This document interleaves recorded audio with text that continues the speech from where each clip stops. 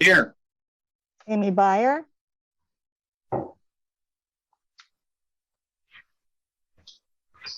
Amy Byer. Here. Thank you. Elizabeth Bunga is excused. Randy Carmody. Here. Sara Currie. Here. John Flagel is excused. Robert McNeil. Here. Ryan Richards. Here.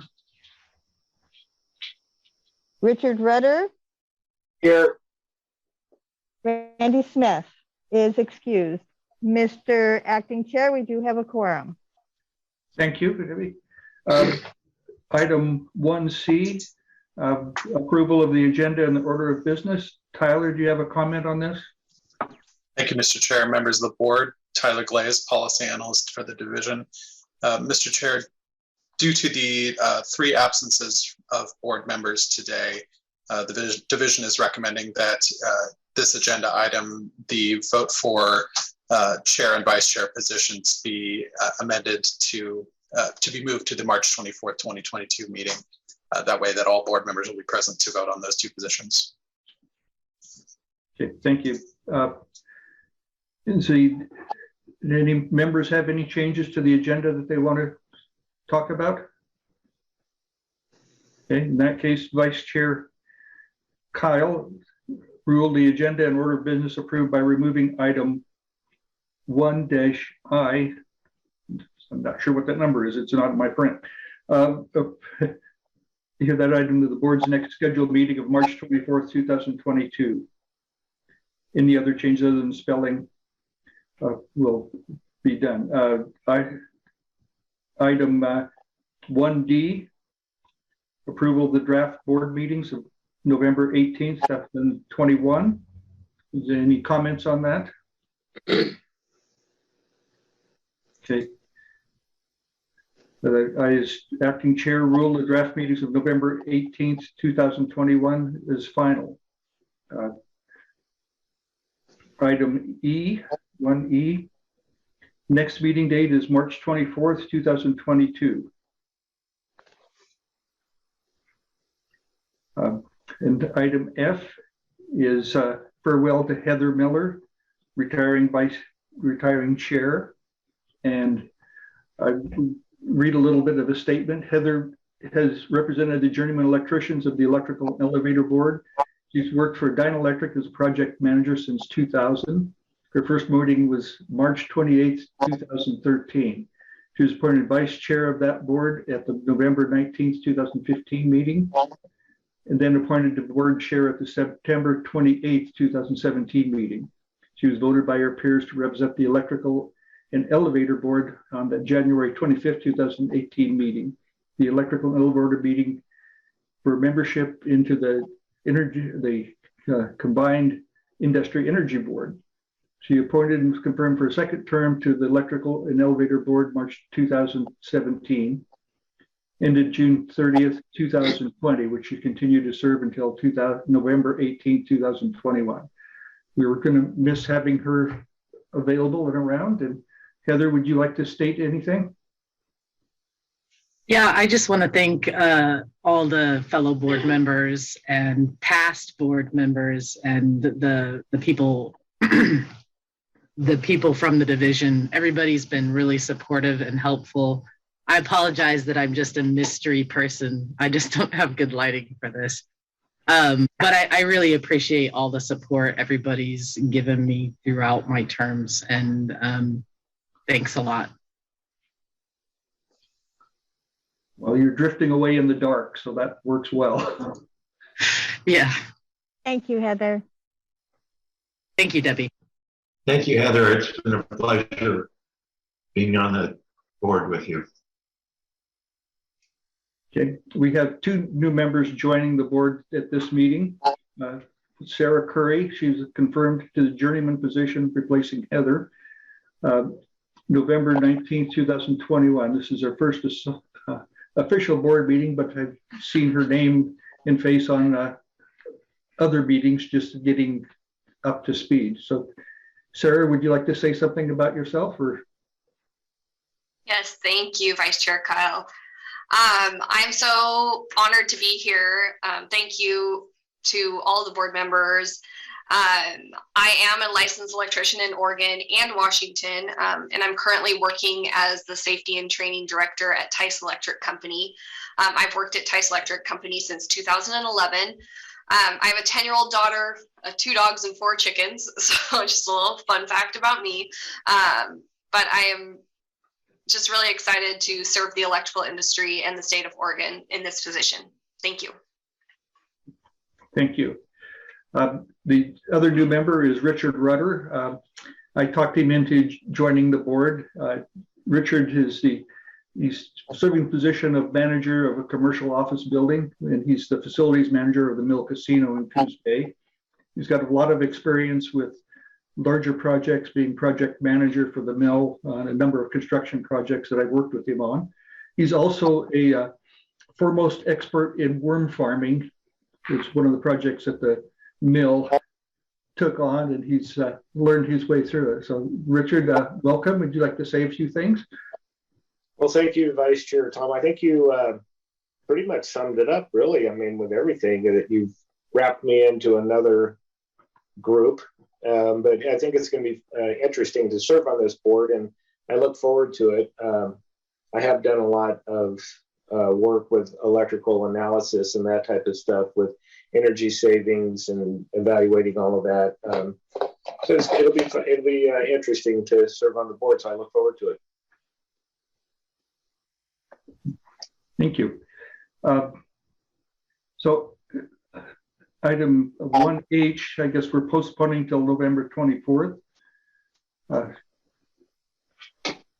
So item, okay, 2, public comment. Tyler, do you have anyone? Thank you, Mr. Chair. We did not have anyone signed up to make public comment prior to this board meeting, but I will ask if anyone is connected today who wishes to make a public comment.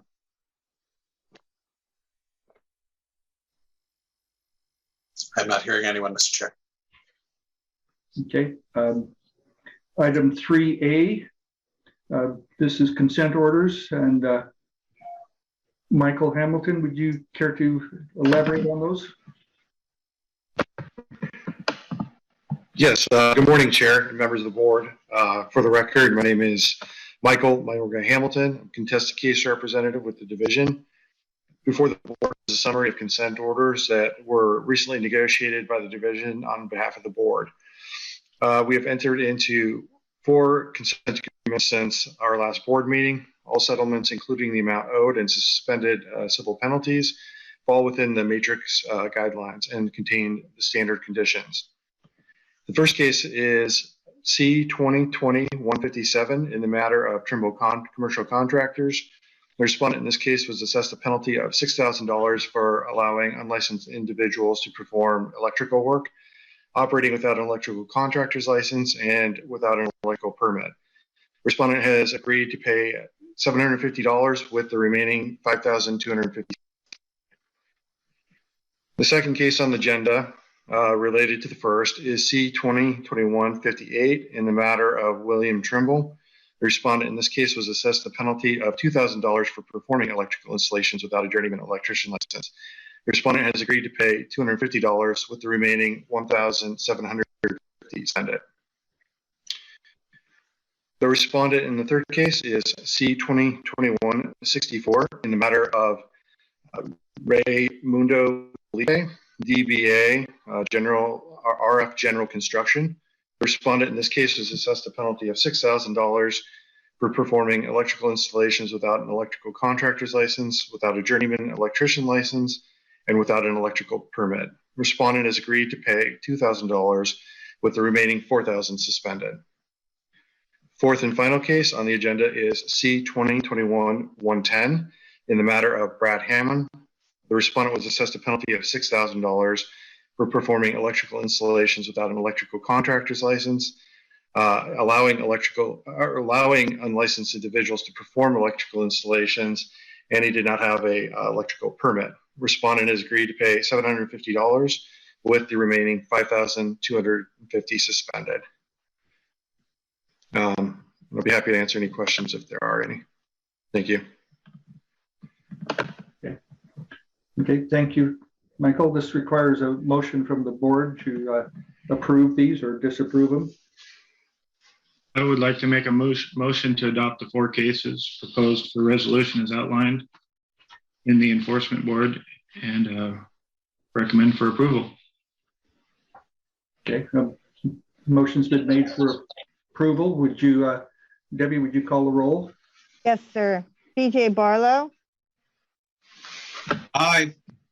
Amy Byer, Aye. Randy Carmody, Aye. Sara Currie, Aye. Rob McNeil, Aye. Ryan Richards, Aye. Richard Rudder, Aye. and acting as chair, Vice Chair Thomas Kyle. Aye. Mr. Vice Chair, the motion passes unanimously. Okay, item 3B, electrical program update, Keith Anderson.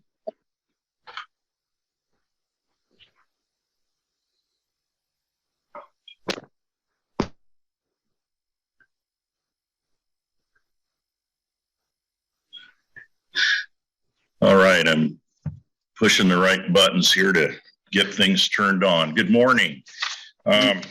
Keith Anderson, Electrical Program Chief. So I just wanted to thank Heather for being available and easy to work with on different issues that we have gone through, and I will miss her and just really appreciate working with you, Heather. So thank you for the time that you've put into being on the board. Thank you, Keith. You've been a huge help.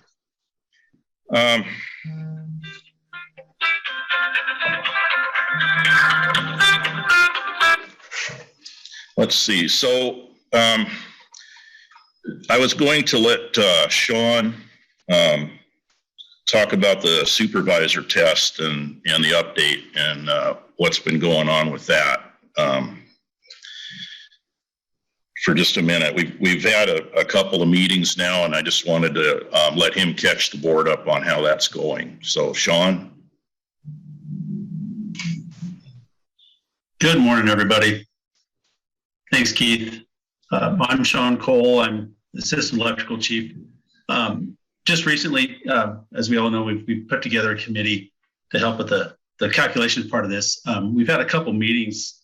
Update is, the committee's great. I want to extend this again one more time, how appreciative we are of everybody that's on the committee to actually help us in this endeavor. But communication has been going great. I've seen some great results happen in just in a few short weeks. I think it's going to be incredible what the committee is going to turn out. I know I've been happy with the results of what we've seen so far.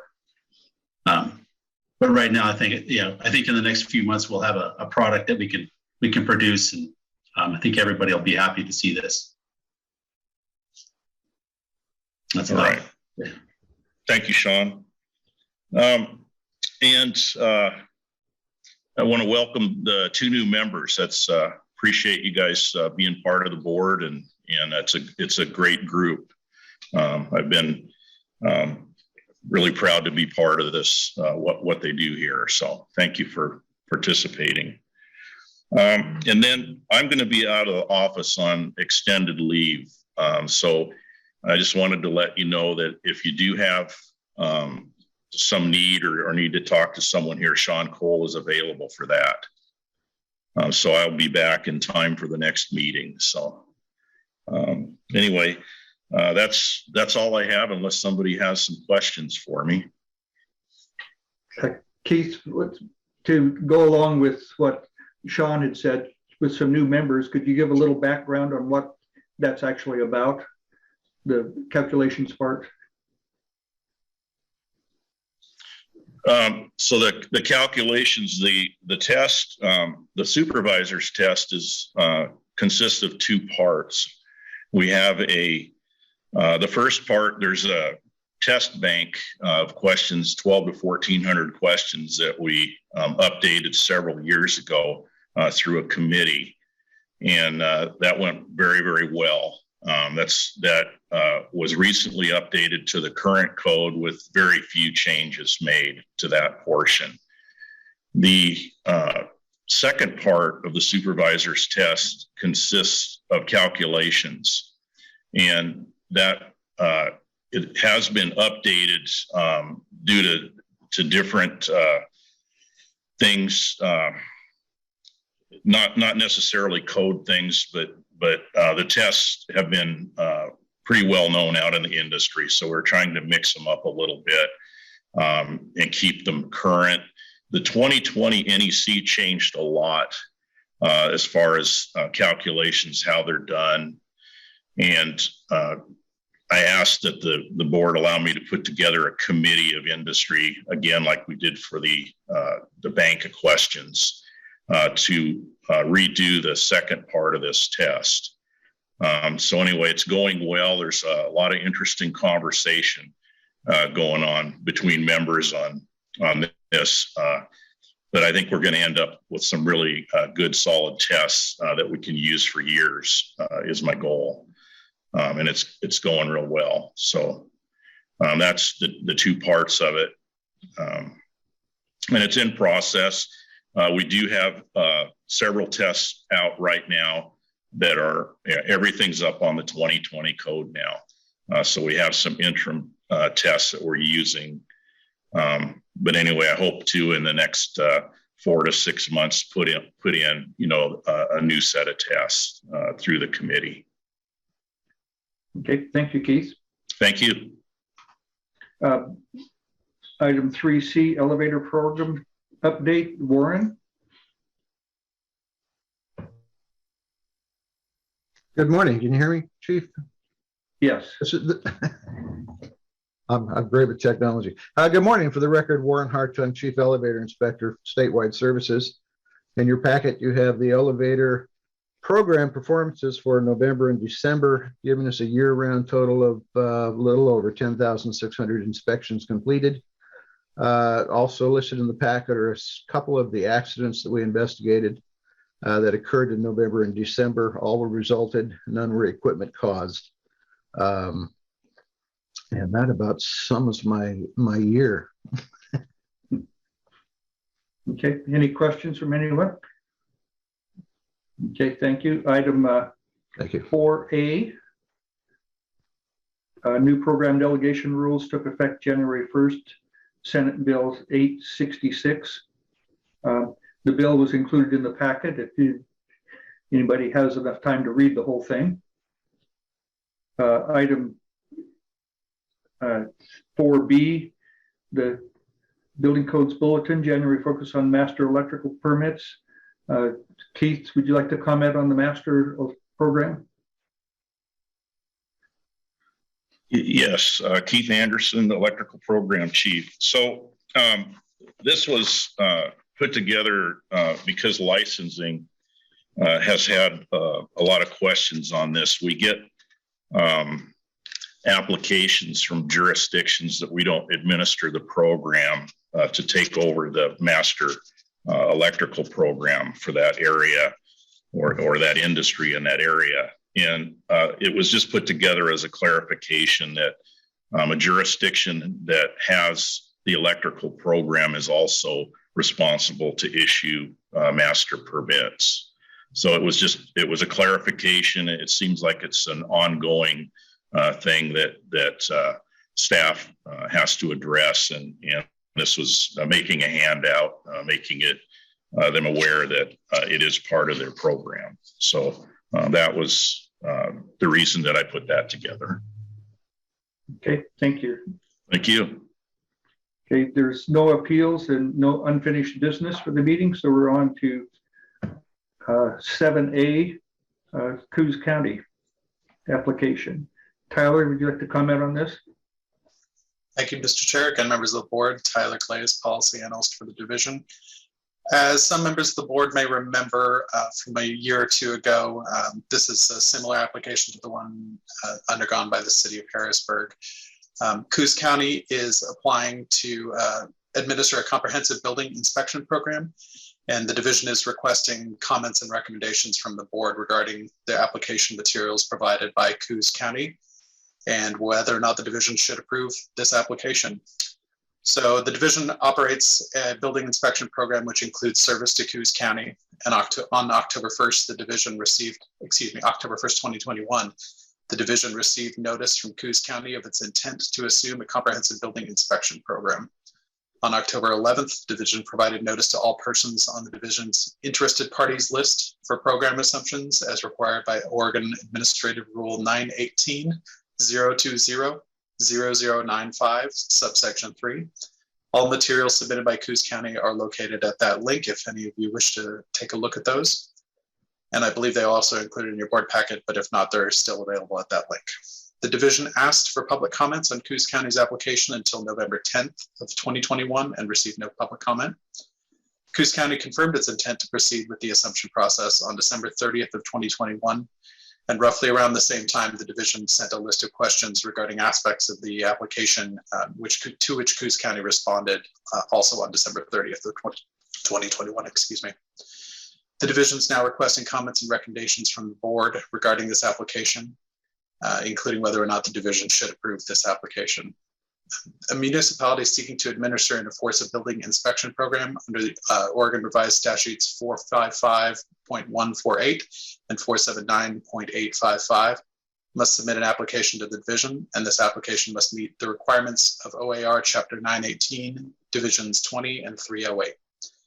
OAR 918 Division 308 explains the requirements for administration of an electrical program and certain aspects that must be present to be an approved application. The municipality must demonstrate that they meet the following requirements.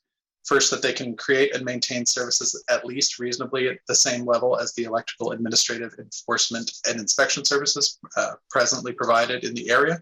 And the application must note any differences in services and inspections from present services.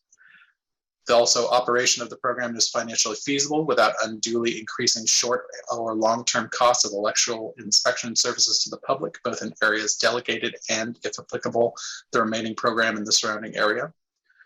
The municipality must also demonstrate the ability to carry out the proposed electrical program, and the municipality has an operating plan which meets the requirements of those OAR code sections 918-308-0040 and 918-308-0020-2D. Municipality's application is based on a municipal resolution which states the municipality will be bound by the electrical delegation rules if the assumption is granted. And also the municipality has a proposed ordinance for administration and enforcement of the electrical program. Mr. Chair, this will require a motion from the board, but I do believe that there are representatives from Coos County connected today, specifically Jill Rolfe, who are here. I know she's willing to answer any questions, and she might also have some information to provide to the board. Okay. Jill, would you like to make some comments? Sure. Thank you for considering this today. And thanks, Tyler, for all the assistance. Some of the budget information didn't come through because of some email issue. So the budget I put together is actually a little less than the revenue that was generated. And my numbers are based on that, but I feel a little bit more confident knowing that my numbers are a little lower than what actually came in for that year. So I still feel like we can pull this program together and make this a better user-friendly program by combining planning and building together to do more like a one-stop shop for our citizens. I don't anticipate any fee raises for the electrical program within that 2-year period. I'm not sure if that was clarified well enough, but I did want to point that out. And if you have any questions, I'm more than willing to answer. Thank you. Thank you. I guess this is the area that I operate out of, Coos County. So Keith, could you explain what's going to happen in Currie County? You know, we're the state office in Coos Bay, or state inspectors, I'm not sure where the office is right now, covers Currie County also, doesn't it? What happens to that, to the jobs that are in that area? Through the chair, I understand that was directed to me. Yes. Is that okay? Well, generally, I'm not real familiar with this specific Coos County, but normally the inspectors will continue to work in the area. There's provisions to make sure that they don't, lose their position. The state's been doing that for some time, and we have been short-staffed. So I know there won't be any layoffs or anything. From my understanding is that the current inspectors are going to transfer to Coos County. So if that's correct, then we won't have inspectors in our area. So if I can just clarify, so we are going to enter into an agreement with Currie County, and we also have to enter into agreement with Coos Bay and North Bend and keep those agreements. It's required through the transitioning. So we don't anticipate that there would be any change. So I guess Coos County will issue permits for Currie County then? Correct. Okay.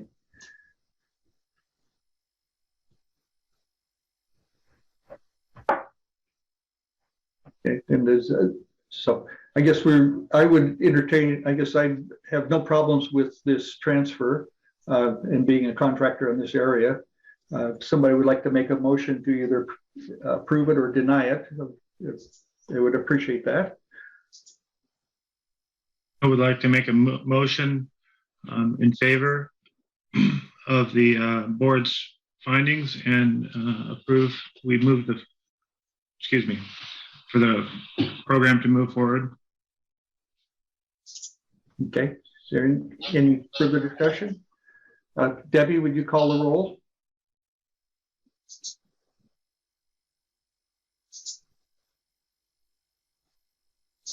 Yes, sir.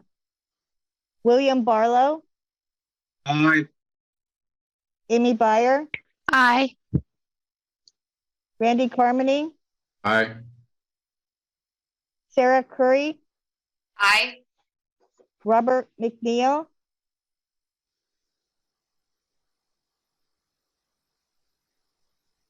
Robert McNeil.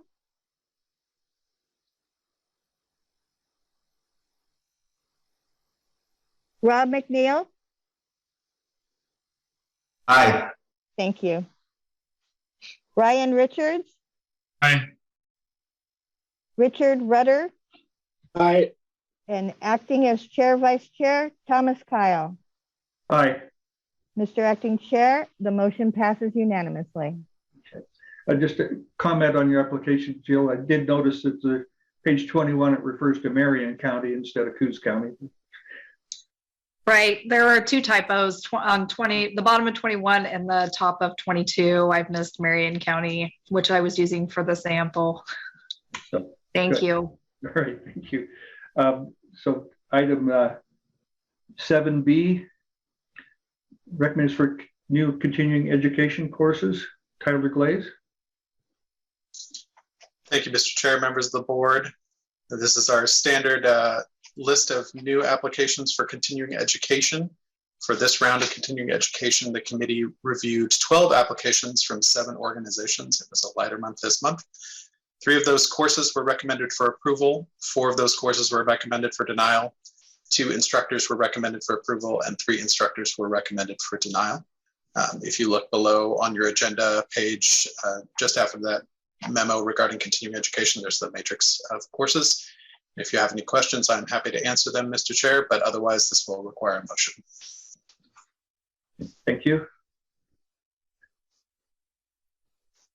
Mr. Chair, I move to approve. Okay, a motion is made to approve the recommendations of the committee. Debbie, would you call the roll? Yes, sir. William Barlow. Aye. Amy Byer. Aye. Randy Carmody. Aye. Sara Currie. Aye. Robert McNeil. Aye. Ryan Richards. Aye. Richard Rudder. Aye. And acting as chair, vice chair, Thomas Kyle. Aye. Mr. Acting Chair, the motion passes unanimously. Okay, the next item is 7C, request from eHazard for retroactive approval of licenses that have already taken the workplace, electrical workplace safety NFPA. Tyler? Thank you, Mr. Chair, members of the board. Tyler Glaze, policy analyst for the division. From time to time, the board, if members may recall, and for new members, the board receives applications from providers of courses that are asking for retroactive approval. Essentially, they have already taken the course, but the course has not been approved. And they are just requesting that now the course be approved and individuals who've already taken it be provided that credit. So if you'll notice just below the continuing ed matrix, there is a letter stating what the course is, when it was taken, and the individuals that took it at that time. Mr. Chair, this will require a motion, and I'm happy to answer any questions. Okay, thank you. I would like to make a motion to approve the request received from eHazard.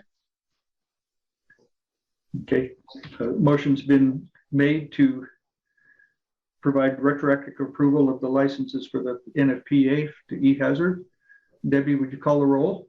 Yes, sir. William Barlow. Aye. Amy Byer. Aye. Randy Carmody. Aye. Sara Currie. Aye. Rob McNeil.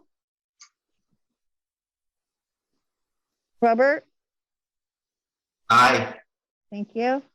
Brian Richards. Aye. Richard Rudder. Aye. And acting as chair, Vice Chair Thomas Kyle. Aye. Mr. Acting Chair, the motion passes unanimously. Okay, along the same lines, Article 7D, request from Georgia Pacific for retroactive approval of CPR classes. Tyler?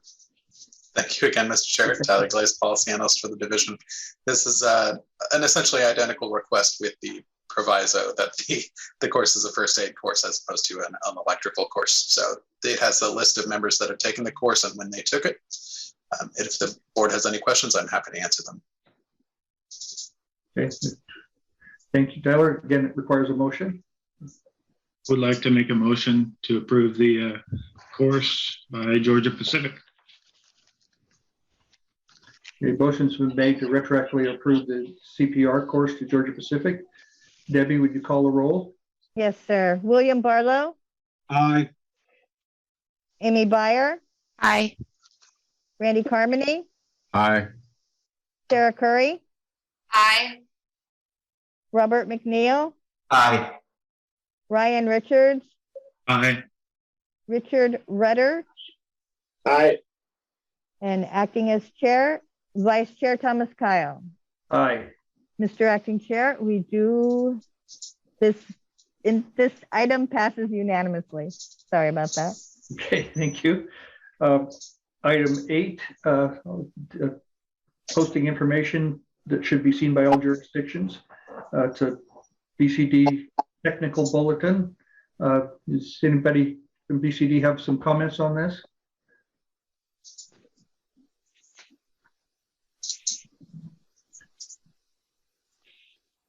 Keith Anderson, electrical program chief. Yes, so there are many technical bulletins available on our website, and also there are rules in place for COVID that allow things that would not normally be allowed as far as getting inspections done and that sort of thing. So there are some tools on the website that are available for people.